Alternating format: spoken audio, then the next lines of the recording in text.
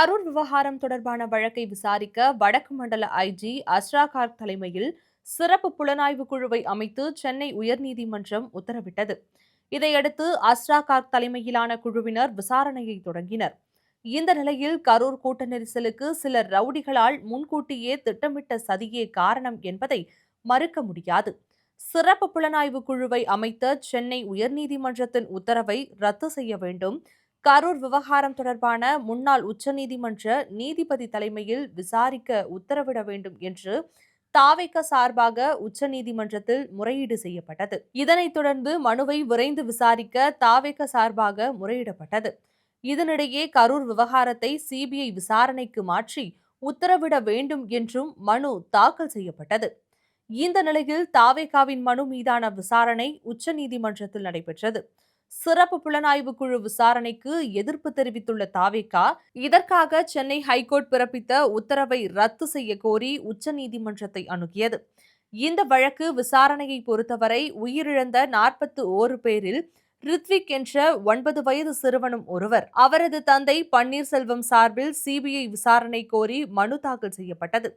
இதில் உயிரிழந்த சிறுவனை அவரது தாய்தான் வளர்த்து வந்திருந்தார்.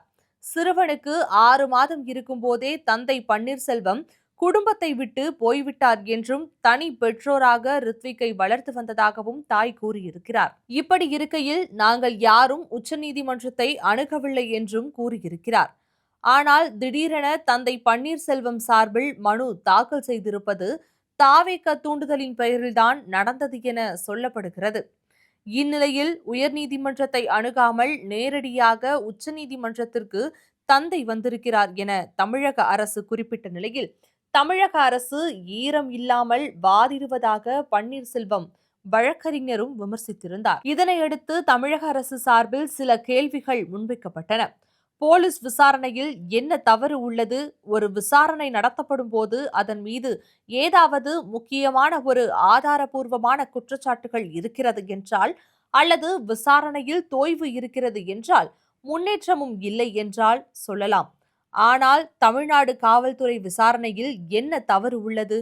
தவறை சுட்டிக்காட்ட முடியுமா என்பதையும் தமிழக அரசு கேள்வியாக எழுப்பியிருக்கிறது. இதற்கு பதிலளிக்கும் விதமாக சகோதரியை இழந்தவரின் சார்பில் ஆஜராகியிருந்த வழக்கறிஞர், கூட்டம் அமைதியாக இருந்தபோது போலீசார் தடியடி நடத்தினர். கூட்டத்தில் நெரிசல் ஏற்பட போகிறது என்பதை போலீசை தவிர அனைவரும் அறிந்திருந்தனர். போலீசாரின் அலட்சியத்தால் தான் இந்த கோர நிகழ்வு ஏற்பட்டிருக்கிறது. எனவே இந்த வழக்கை போலீஸ் விசாரிக்க கூடாது எனவும் அந்த சகோதரி இழந்தவருடைய தரப்பின் சார்பாக வாதிடப்பட்டது.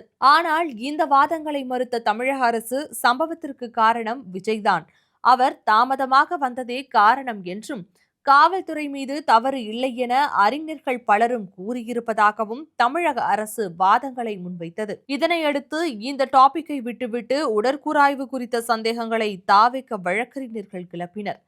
கரூர் கூட்ட நெரிசலில் பலியானவரின் குடும்பத்தினர் சார்பில் ஆஜரான வழக்கறிஞர், கரூர் நெரிசலில் ஒரு காவலருக்கு கூட காயம் ஏற்படவில்லை என தன் வாதத்தை வைத்த நிலையில், தமிழக அரசு சார்பில் ஆஜரான மூத்த வழக்கறிஞர் அபிஷேக் மனு சிங்வி, என்ன வாதம் இது? போலீசாருக்கு காயம் ஏற்படவில்லை, அதனால் வழக்கை சிபிஐக்கு மாற்ற வேண்டும் என கூறுகிறீர்களா என தொடர்ந்து கேள்வி எழுப்பினார். தொடர்ந்து தாவேகா மற்றும் தமிழக அரசு சார்பில் காரசார விவாதங்கள் நடந்தன. இதை கேட்ட உச்சநீதிமன்றம், பரஸ்பர குற்றம் சாட்டுவது முக்கியமானதல்ல, உண்மை வெளிவர வேண்டும் என்று கூறி தமிழ்நாடு அரசு விரிவான பிரமாண பத்திரம் தாக்கல் செய்ய அனுமதி வழங்கியது. அதோடு தேதி குறிப்பிடாமல் உத்தரவையும் ஒத்திவைத்துள்ளது.